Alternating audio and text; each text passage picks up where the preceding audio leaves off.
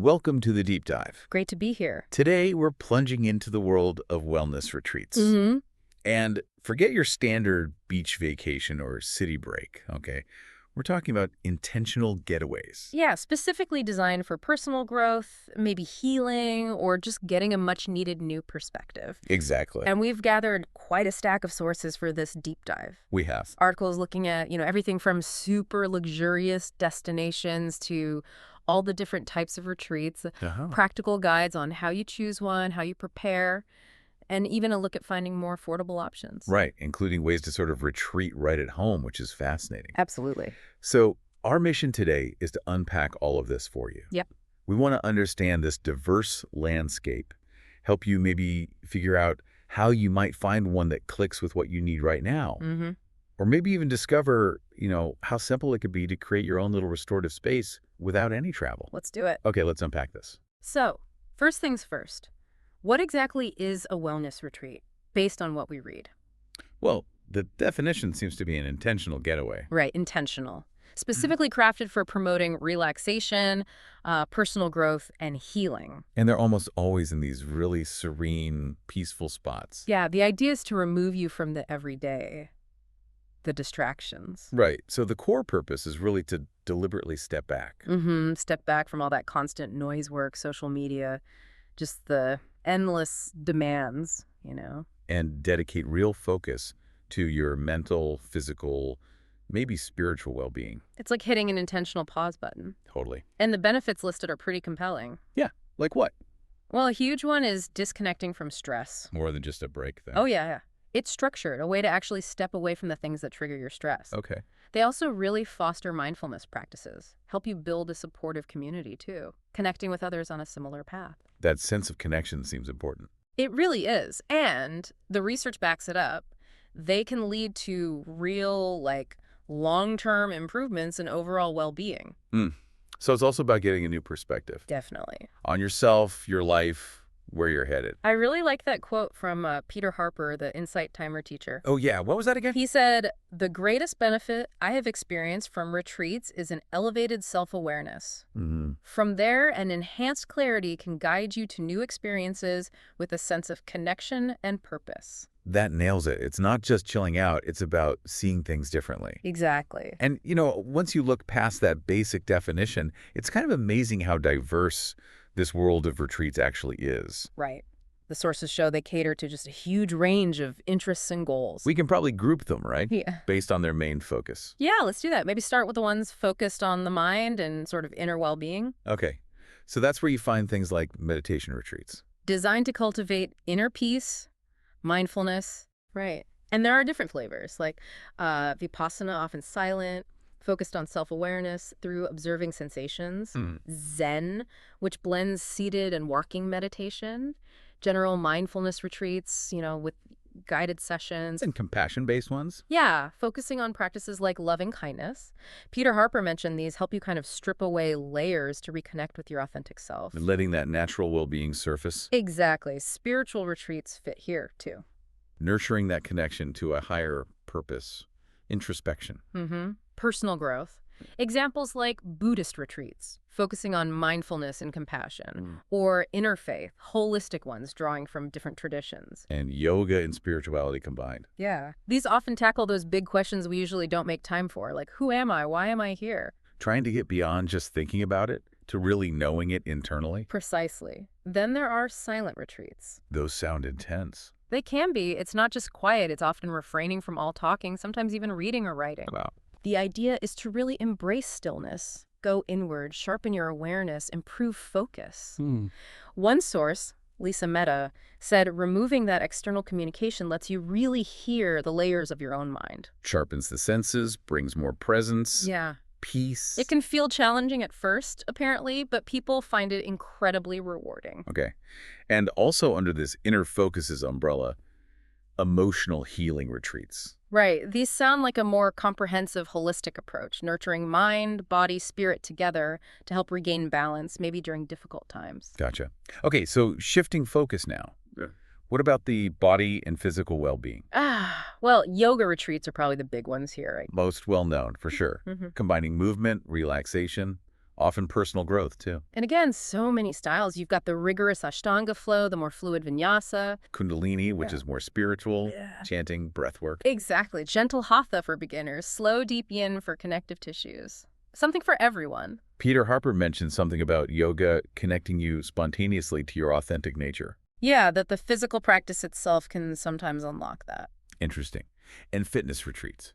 More straightforward. Pretty much what they sound like, yeah. Focus squarely on physical health. So structured exercise programs. Yep. HIIT, strength training, yoga, Pilates, hiking, swimming, often combined with relaxation time and nutrition advice. And they can be tailored, right? Push yourself or ease in. Usually, yeah. Different levels. Okay. What about detox retreats? Those sound intense, too. It can be. Aiming for a cleanse of body and mind. So that might involve, what, juice cleansing? Fasting? Sometimes supervised fasting, yeah. Or digital detoxing. Often they include other holistic stuff like yoga or meditation to support you. Right. Bissameta had some advice there, didn't she? She did. Basically, be prepared for some initial discomfort. Working through resistance is kind of part of the reward. Makes sense. Okay, moving on to more integrated or experiential types. Yeah, here we find broader wellness retreats. Holistic self-care. Exactly. Blending physical stuff like fitness or yoga with spa treatments, maybe workshops on nutrition or stress management. Sounds like a good starting point for first-timers. Yeah. Fostering balance. Definitely. Then you've got adventure retreats. Well, that sounds fun. Right. Combining thrilling outdoor stuff, rock climbing, hiking, surfing, paddleboarding with exploration and mindfulness. Building resilience. Getting that awe from nature. Yeah, improving mental clarity through challenge and connecting with the environment. Our sources also mentioned culinary retreats briefly. They did, focusing on mindful eating, cooking experiences. That seems to be growing. And finally, retreats for specific needs. Like couples retreats for partners to work on their connection, often with therapists involved. Postnatal retreats, too. Yep. And then a really significant area highlighted was plant medicine or medicinal retreats. Right, using substances like ayahuasca or psilocybin. Yes, but the sources were really clear on this. These are intense. They absolutely require experienced facilitators, a safe, controlled setting. And proper preparation beforehand and integration afterwards. That seemed key. Crucial, sometimes supervised by medical professionals. Peter Harper stressed the need for serious commitment to really absorb the insights back into daily life. It's not a quick fix. No, definitely not. Okay, so one of our sources, Forbes, took this really interesting angle on immersive luxury wellness experiences. Yeah, that was fascinating. Not just high-end spas, but this trend towards intentional travel that really blends wellness with local culture, nature, unique activities. Moving beyond the typical tourist traps, seeking real rest and meaning. Exactly. Immersing yourself. They had some amazing examples. Like the one in Georgia. Lopota Lake Resort and Spa. Yeah, imagine vineyard tours with native wines like Saperavi, then forest spa treatments using wine, the Lasso bath vinotherapy. Wow. Set against the Caucasus Mountains. Talk about integrating culture and nature. Totally. Or Agua Madera in Ibiza, but the quiet side. A rustic farmhouse turned boutique hotel. Yeah, 1888 farmhouse, agricultural design, on-site garden for their organic Mediterranean food, holistic wellness, like Ayurveda workshops. That ancient Indian system, right? Wow. Balancing mind, body, spirit. Then Wave House in El Zante, El Salvador, eco-luxury in a surfer town. Hyperlocal design, ocean views, infinity pool. And a serious wellness center, jacuzzi, cold plunge, even a biomechanics gym, and physical therapy. Blending hardcore wellness with relaxation. And they focus on local sourcing. Big time. Local furniture, textiles from a women-owned brand, pottery from a nonprofit. You can do surf lessons, guided cultural tours, fine dining with local chefs. Really immersive. Cascada Hotel and Mineral Baths in Portland, Oregon shows you could do this in a city, too. Right. An urban oasis. Yeah. Blends city charm, tropical serenity, underground thermal springs spa. And that year-round conservatory. Yeah. Kept at 82 degrees with rare plants. Imagine that in Portland. Daniel Felton from Solterra mentioned the incredible intentionality in every single detail there. Design, food, wellness. Then Hotel Pakai in Vilnius, Lithuania. Yeah. Restored 17th century mansion. Yeah, in the old town. Blends Lithuanian heritage, contemporary design. The spa uses Lithuanian Earl traditions. And the restaurant. Michelin Guide selected. Yep. Nordic Lithuanian cuisine, local ingredients. connecting wellness to local history and culture. And Loraya in Gabi, Italy, that biodynamic wine estate. Biodynamic means they treat the farm like a whole living ecosystem, organic, ecological, So you can sample their organic wines, tour the vineyards. and eat at their Michelin Green Star restaurant's seasonal organic dishes. They even have an on-site art foundation. Wellness meets sustainable agriculture, art, food. Wow. And lastly, Coco Hotel in Copenhagen. Parisian style meets Danish sustainability. Green Key certified solar power, organic textiles, upcycled furniture. Partners with reforestation projects. Doesn't have its own spa, but gets guest discounts at places like Air Ancient Maths nearby. Showing how urban hotels can connect guests to wellness ethically. These examples really show how the whole idea of a wellness retreat is evolving, integrating into really diverse travel experiences. That was an incredible tour of possibilities, which, brings up a really important question. With all these options, how on earth do you choose the right retreat? It seems overwhelming. It can feel that way, but choosing the right one is absolutely crucial for it to be beneficial for you. So how do you narrow it down? Well, the sources give some clear pointers. First, you've really got to define your wellness goals. What do you actually hope to achieve? Exactly. Deep relaxation, healing, fitness, spiritual growth. Matching the retreat's theme to your goals is step one. It's essential. Okay. And location, does that really matter? Immensely. The setting really shapes the experience. Are you dreaming of a tropical beach, quiet mountains, desert, a cultural city? And how does that setting enhance what you're looking for? Right. Do you want that deep nature connection or cultural immersion or maybe urban convenience with pockets of peace? Makes sense. What about duration? Yeah, good point. A weekend can be a quick reset. A week allows for deeper work. Longer stays mean full immersion. So how much time can you realistically commit? And what depth are you hoping for? Then assess the type of experience. Luxury resort, basic eco-retreat, minimalist spiritual place. What's your comfort level with amenities, living conditions, activity levels? Definitely consider that. And research the program, and this is important, the instructors. Look for structured programs, qualified leaders. Experienced, qualified people in yoga, meditation, therapy, whatever it is. Reading reviews from past attendees helps a lot here. Good tip. And the practical side budget. Of course. Retreats vary hugely in price. Check exactly what's included. Accommodation, meals, classes, treatments. Is it all inclusive or more a la carte? Right. And don't forget travel costs getting there. So lots to consider. Yeah. But Peter Harper had some simple, solid advice that kind of cuts through it all. Oh, yeah. He said, make sure it feels right for you. Move with what is comfortable, whether that's the location, food, or recommendations from trusted sources. Trust your instincts, basically. Exactly. After weighing all the factors, trust your gut feeling about a place. It's a personal choice. Okay, so you've chosen your retreat. Now what? Preparation seems important, too. Absolutely. Preparing, both practically and mentally, really sets you up to get the most out of it. Helps you arrive ready.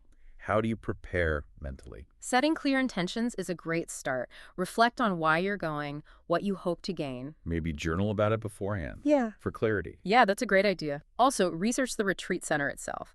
Get familiar with the schedule, activities, any rules they have. Knowing what to expect helps ease any anxiety. Okay. And the big one, technology. Ah, yes. Disconnect. Many retreats encourage or require a digital detox. To help you stay present. Totally. So maybe practice reducing screen time before you go, just to start shifting that habit. Good idea. What about packing? What are the essentials? Our sources had a helpful list. Definitely comfortable clothes for whatever activities are planned, yoga, fitness, hiking. Swimwear, probably. Right. For spas or pools. Usually a good idea. Your essential skincare, beauty products, maybe you lean towards eco-friendly ones. A journal and pen. For reflection. Must have. Plus, maybe a book for quiet moments. Stay hydrated, reusable water bottle. Maybe some favorite herbal teas. Footwear. Versatile stuff. Trainers, sandals, or flip-flops usually cover it. And chargers, even if you're detoxing. Yeah, bring chargers and adapters for anything you absolutely need, even if you plan to keep it switched off most of the time. Just in case. Right. Okay, now here's where it gets really interesting for me. This idea that you absolutely do not need to travel halfway across the world or spend a fortune. to get many of the core benefits. That is such an important point. You can experience that pause, that clarity, that self-care focus without leaving home. The sources talked about creating an affordable wellness retreat right in your own space. Exactly. Designing your own personal escape to reset, prioritize yourself, and find balance, mindfulness, without the travel or the cost. It's about reclaiming your own space and time. How do you actually do that? They had steps, Yeah. right? They did. Step 1, set the intention. Just like a real retreat. What do you want from this home version? Relaxation, recharging, escaping the hustle. Write it down, make it real. Yep.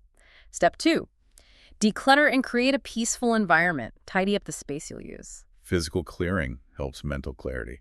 Often does. Add soothing touches, things that make you feel calm, soft blankets, pillows, candles, essential oils. Think about lighting, music, maybe white noise. Create the right sensory vibe. Okay. Step 3, plan your wellness schedule.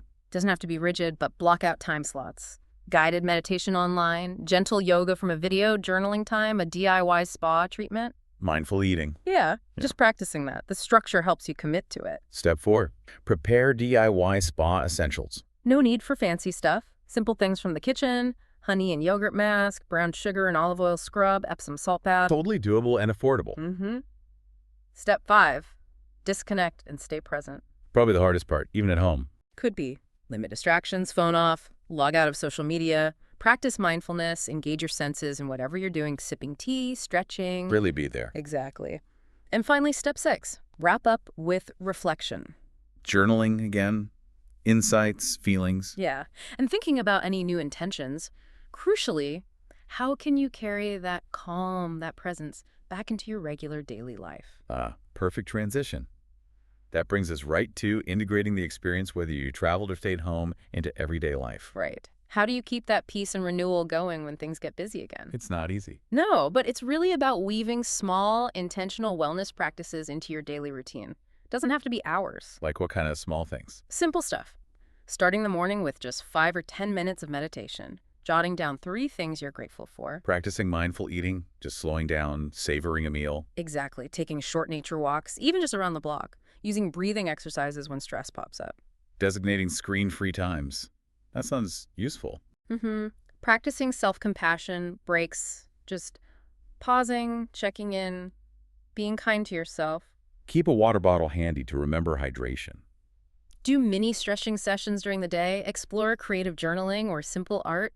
Schedule a weekly home spa night, maybe. Intentional breathers just pause and breathe deeply before reacting or switching tasks. Love that one. Limit multitasking when you can. Use daily affirmations. Do weekly personal check-ins. And how am I really doing? These little habits are the bridge then, keeping that retreat feeling alive. That's the idea. They keep the peace and renewal going long after the dedicated retreat time ends. Okay, and circling back to something that came up in that conversation we saw referenced, the cost factor. Let's be real, many traditional retreats are expensive. But finding affordable options is possible. Definitely. People find lower cost ones by looking at destinations known for being generally affordable. Like Southeast Asia, that Bali example, Serenity Eco Guest House, sounded incredibly cheap.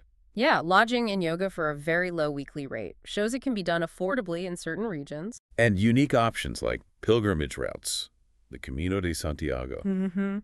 Super cheap lodging in the albergues for pilgrims makes it a spiritual journey that's also very financially accessible. What about specific centers? Kripalu or Art of Living were mentioned. Yeah, noted as often being less expensive than luxury resorts, they might focus more on the practice and community than fancy amenities. And checking local yoga studios for regional retreats. Cuts down travel costs. Good points, often much more accessible. And of course, the ultimate affordable option. The DIY at home retreat we just talked about. Exactly. It's more about mindset and structure than location or price tag. It really shows the essence of a retreat. The intention, the practices, isn't tied to a specific place or cost. So wrapping this all up, what does it all mean? Well, this deep dive really shows that wellness retreats offer this powerful, intentional way to just press pause. Gain clarity, nurture your well-being. Yeah, and they come in this huge variety of forms. Luxury escapes blending culture and nature. Specific themes like meditation, fitness, adventure. All the way to creating that sanctuary right in your own home. They really serve as a reminder, don't they? That prioritizing self-care, making space for introspection, seeking connection. Whether it's with yourself, others, or something bigger. It's not really a luxury. It feels more like a necessity in this demanding world we live in. Absolutely. Retreats, in all their shapes and sizes, are basically tools. Tools to help you reconnect with yourself and gain a fresh perspective, often a transformative one. Okay, so here's a final thought for everyone listening to take away from this deep dive. Mm-hmm. What small intentional moment could you build into your day today? Just one thing to bring a little piece of that retreat calm or presence or clarity into your everyday life, starting right now.